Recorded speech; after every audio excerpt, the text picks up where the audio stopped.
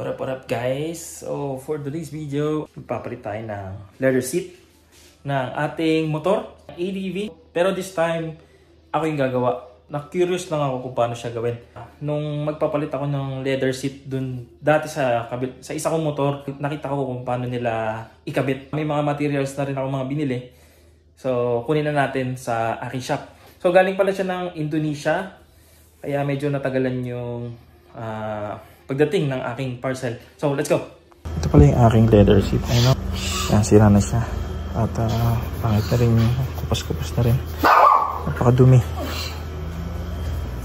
This time, mapapalitan na rin siya. So, let's go.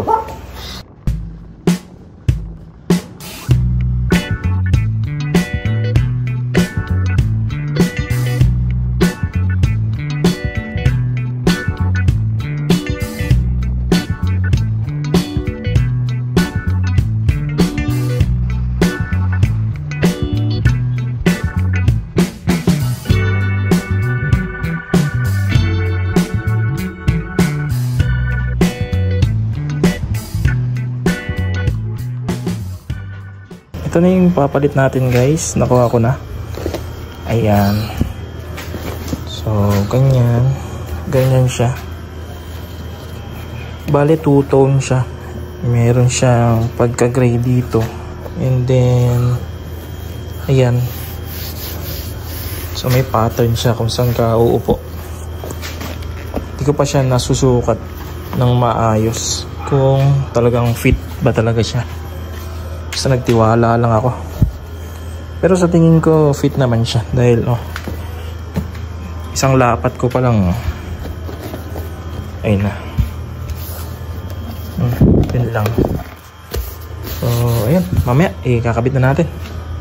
Pinares ko pala siya dito sa aking handle grip. Binila ko naman siya ng Domino. Ayan, gray. Nagustuhan ko yung pagka-gray kasi para maiba naman.